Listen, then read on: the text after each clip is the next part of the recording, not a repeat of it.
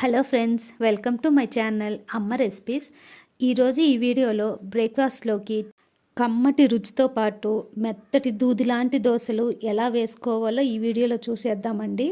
ఈ దోశలు కనుక ఒక్కసారి రుచి చూసారంటే అండి ఒక్కటి తినే చోట 4 తింటారు. అంత రుచిగా అంత సాఫ్ట్గా ఉంటాయి.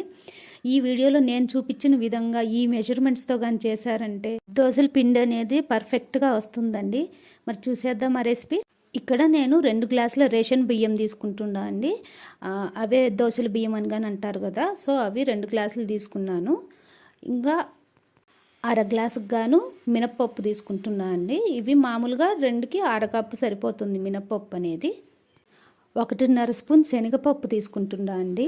ఈ శనగపప్పు వల్ల మనకి కమ్మటి రుచి వస్తుంది మనకి దోశల్లోకి. ఇంకా ఒక అర టీ స్పూన్ మెంతులు వేసుకుంటున్నా అండి. ఇంకా ఇక్కడ మెయిన్ ఇంగ్రీడియంట్స్ వచ్చి మనకి ఇది అటుకులు అండి. 1 కప్పు తీసుకుంటున్నాను. ఇక్కడ అటుకులు మనకు 1 కప్పు సరిపోతుందండి 2 గ్లాసులు బియ్యానికి గాను.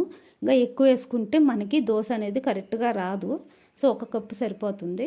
ఇప్పుడు వీటన్నిటిని 1కి 3 సార్లు బాగా కడుక్కోవాలండి. ఎందుకంటే రేషన్ బియ్యంలో మనకి డస్ట్ ఎక్కువ ఉంటుంది, సో అందువల్ల ఇక్కడ అటుకులు నేను వీటితో పాటు కలపడం లేదండి. ఎందుకంటే మనం నీళ్ళు వంచేటప్పుడు అటుకులు కానీ పడిపోతాయి, సో అవి సపరేట్గా వాష్ చేసి ఉంచాను. ఇప్పుడు వీటిని శుభ్రంగా కడిగిన తర్వాత పక్కన నానబెట్టుకున్న అటుకులు ఉన్నాయి కదండి, అవి ఇందులో కలుపుకుందాము. ఇవి మనకు వాటర్ అనేది ట్రాన్స్పరెంట్ అయ్యేదాకా వాష్ చేసుకోవాలండి, అప్పుడే దోశలు అనేవి బాగా వస్తాయి. ఇప్పుడు వీటిని 5 నుంచి 6 గంటలు నానబెట్టుకోవాలండి. ఇవి టైం లేదనుకుంటే మినిమం 4 గంటలైనా ఖచ్చితంగా నానబెట్టాల్సి ఉంటుంది. సో చూసారా, ఒక 6 గంటలు బాగా నానిన తర్వాత బియ్యము అటుకులు అనేవి బాగా మెత్తబడ్డాయి, మనకి బాగా నానినాయి అన్నమాట. ఇప్పుడు మిక్సీ జార్ తీసుకొని అందులోకి ఈ బియ్యము పప్పు అవి వేసుకొని తగినన్ని నీళ్లు పోసుకొని ఫైన్ పేస్ట్ చేసుకోవాలండి. మనం వెన్నెలాగా గ్రైండ్ చేసుకోవాలన్నమాట. చూసారా, మెత్తగా అయింది కదా, బాగా ఇలా గ్రైండ్ చేసి పెట్టుకోవాలి.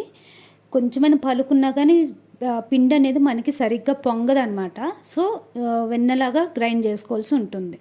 అలాగే అంత పిండి అంతా గ్రైండ్ చేసుకున్న తర్వాత ఇప్పుడు మినిమం 6-7 గంటలైనా పులవ పెట్టుకోవాలండి పిండిని మనము, సో అప్పుడే బాగా పులుస్తుంది అనమాట.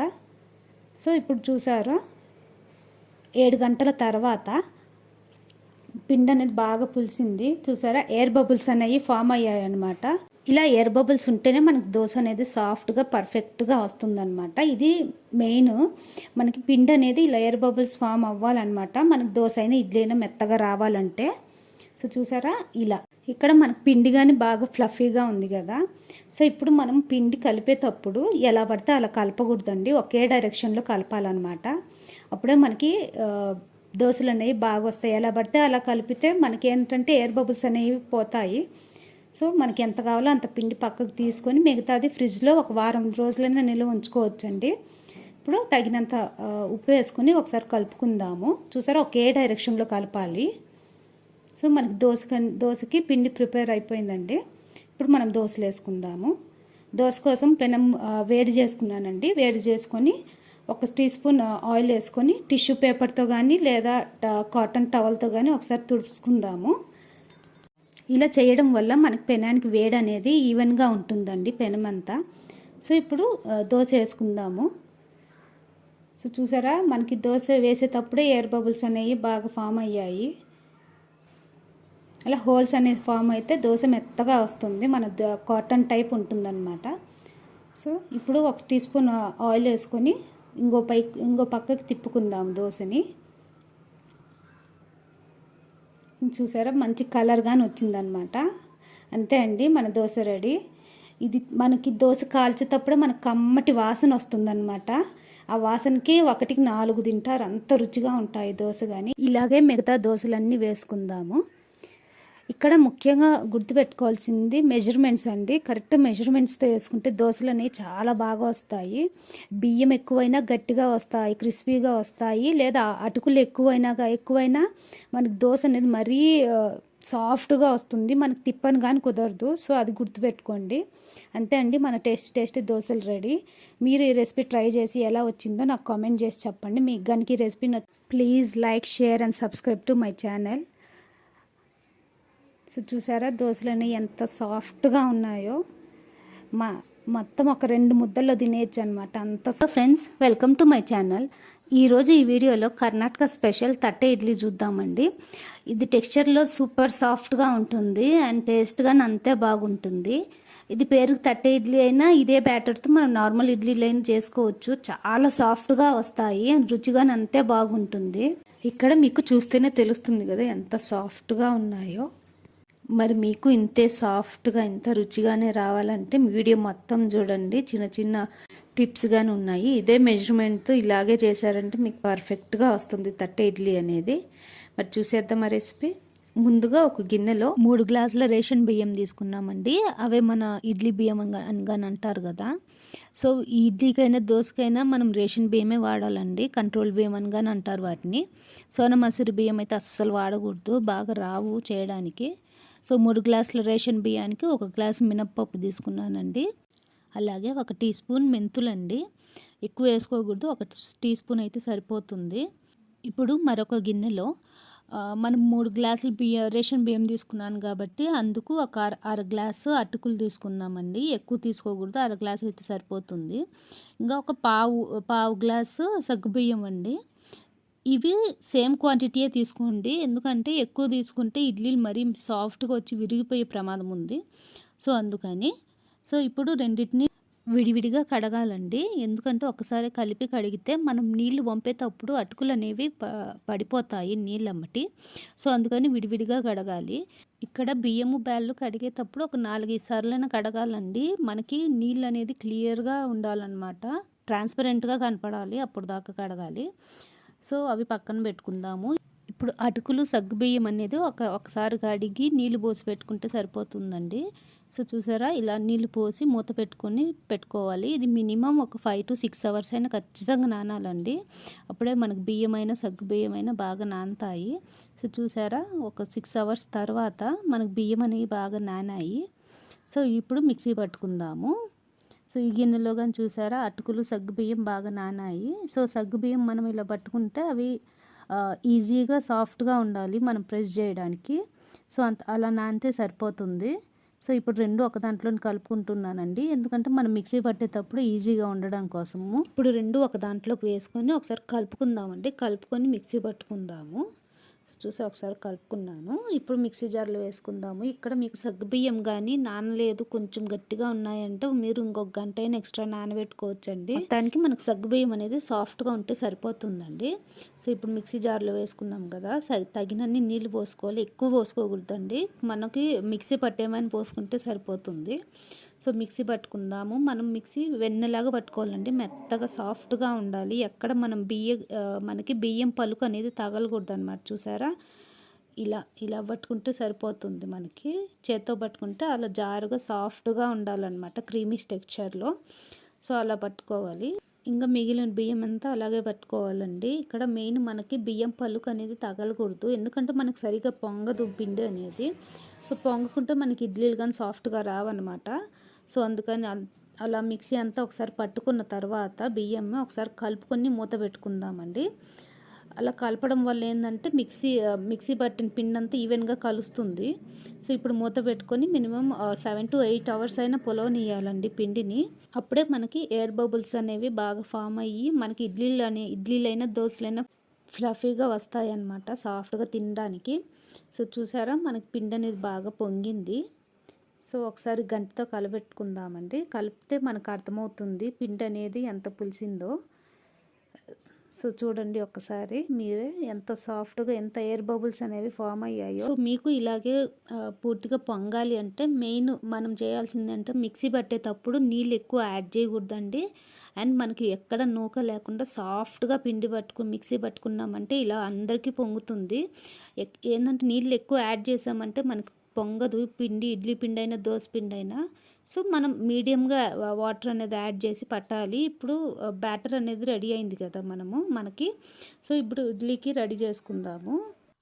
ఇక్కడ మీరు చూస్తే నేను నీళ్ళు ఏమి యాడ్ చేయడం లేదండి, ఎందుకంటే ఇక్కడ ఉండే కన్సిస్టెన్సీ మనకు సరిపోతుంది పిండి అనేది. సో మనకి ఇడ్లీకి ఈ కన్సిస్టెన్సీ అయితేనే సరిపోతుంది, నీళ్ళు యాడ్ చేస్తే మనకి మరీ పతలా అయిపోతుంది. సో ఇప్పుడు మనకి ఇడ్లీకి ఎంత కావాలో అంత పిండిని నేను సపరేట్గా గిన్నెలో తీసుకుంటున్నానండి.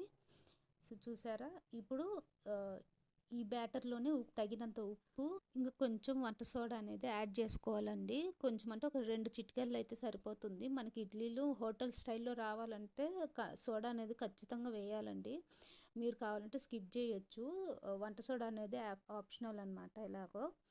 సో చూసారా, ఒక 2 చిటికెళ్ళు అనేది వేసాను వంట సోడా, అంతైతే సరిపోతుంది. ఇప్పుడు ఒకసారి కలుపుకుందాము. ఉప్పు వంట సోడా అనేది బాగా కలవాలి బ్యాటర్లో.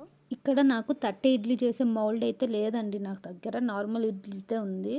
సో నా కాడ ఇలా చిన్న చిన్న ప్లేట్స్ ఉన్నాయి. ఆ ప్లేట్స్తో ఈరోజు నేను ఇడ్లీ చేస్తున్నాను. సో మీరు చూడండి, పూర్తిగా చూడండి ఎలా చేయాలో అనేది, లేకుంటే మనకు మధ్య మధ్యలో ఉడకదు, ఒక్కొక్కసారి లేదా విరిగిపోతుంది. సో పూర్తిగా చూస్తే మీకు ఎలా చేయాలి మౌల్డ్ లేకుండానే కానీ ఒక ఐడియా వస్తుంది. సో చూసారా, నా కాడ ఇలా చిన్న చిన్న ప్లేట్స్ ఉన్నాయి, వాటికి ఆయిల్ గ్రీజ్ చేస్తున్నానండి. ఆయిల్ పోయడం వల్ల ఏంటంటే ఇడ్లీలు మనకి ఈజీగా వచ్చేస్తుంది. సో తగినంత ఒక గంట పిండి అయితే సరిపోతుంది మనకి. సో ఇలాగా అన్నమాట. సో ఇలా మిగతా ప్లేట్స్లో కానీ వేసుకుందామండి. నేను ప్రస్తుతానికి 4 ప్లేట్స్ అయితే తీసుకుంటున్నాను. సో మొత్తానికి అలా వేసి పెట్టుకుందాము. సో ఇప్పుడు 4 గిన్నెల్లోనూ వేసి పెట్టుకున్నానండి, ప్లేట్స్లో సారీ. సో ఇప్పుడు మనం స్టీమ్ పెట్టాలి కదా, స్టీమ్ కోసం ఇలా చెరవలో నీళ్లు వేడి చేసుకుంటున్నానండి. చూసారా, ఇలా పెద్ద చెరవ. సో చెరవలో నీళ్ళు అనేది వేడి అవ్వాలి మనకి. సో నా దగ్గర ఇలా జాలీది ఉంది, జాలి గిన్నెలో పెట్టుకుంటున్నాను ఈరోజు ఇడ్లీలు అనేది. సో ఇదైతే నాకు ఒక 2 ప్లేట్స్ అయితే సరిపోతుంది. సో ఆ 2 ప్లేట్స్ కానీ అడ్జస్ట్ చేసి పెట్టాను, లేకుంటే మామూలుగా అయితే పట్టదు. మనకి నీళ్ళు అనేది వేడైపోయాయి, చూసారా పొగలు కానీ వస్తున్నాయి మనకి ఆ హోల్స్లో నుంచి. సో ఇక్కడ ఒక ప్లేట్ పెట్టానండి. 2 ప్లేట్ పెట్టడానికి నాకు జాగా తక్కువ ఉంది, అందుకని ఒక గిన్నె అలా పెట్టి బౌల్ ఇచ్చి దానిపైన పెట్టాను ప్లేట్ అనేది. సో అలా మనకు టైం అనేది సేవ్ అవుతుంది. ఒక్కసారి 2 ఇడ్లీలు అనేది చేసుకోవచ్చు అనమాట. సో ఇలాగనమాట. ఇప్పుడు మనం స్టీమ్ పెట్టుకోవాలి, ఒక పైన ఒక మూత మూసేస్తే సరిపోతుంది మనకి. సో చూడండి, ఇలా మూత పెట్టి ఒక మామూలుగా మనకి నార్మల్ ఇడ్లీలు ఉడకని ఎంత టైం పడుతుందో అంతే టైం పడుతుందండి, ఒక 10 to 12 minutes అంతే. సో చూద్దాము, ఇప్పుడు 12 minutes అయ్యాయి మనకి. సో 12 minutes తర్వాత ఇలా మనం టచ్ చేసి చూస్తే మనకి ఇడ్లీ పిండి అనేది తగలకుండా ఉండాలి. సో చూసారా, పూర్తిగా డ్రై అయింది. సో అయితే మనకి ఇడ్లీలు అనేది రెడీ అయినట్టు. ఇక్కడ మెయిన్ టిప్ ఏంటంటే అండి, మనం వేడి పైన ఇడ్లీలు తీయకూడదు, ఒక 2 minutes చల్లారనిచ్చి తీయాలి. అప్పుడు ఇడ్లీలు అనేవి మనకి ఈజీగా ఊడొస్తాయి. వేడివేడికి తీస్తే మనకు పూర్తిగా రాదు, ఇడ్లీ ఇరిగిపోతుంది అనమాట. సో ఒక 2 నిమిషాలు ఉంచి తర్వాత తీద్దాము. ఇప్పుడు ఫస్ట్ వై అయింది కాబట్టి మిగతా 2 ప్లేట్స్ కానీ పెట్టుకుంటున్నానండి. ఇది మామూలుగా పిల్లలకైతే ఒక్క ప్లేటే సరిపోతుంది. అవి మనకు ఇడ్లీలు థిక్గానే ఉంటాయి కాబట్టి ఒక ఇడ్లీ వాళ్ళకి సరిపోతుంది. లేదు ఇష్టంగా తినే వాళ్ళు అయితే 2 ఇడ్లీలు తింటారు మహా అయితే, అంతేను. సో మనకి 4 ఇడ్లీలు రెడీ అయ్యాయి, చూసారా ఇవి కానీ ఉడికిపోయాయి ఒక 10 to 12 minutes లోపలే. సో ఇలా ఒక 2 minutes ఉంచి 4ని తీసి పెట్టుకుందాము మనకి.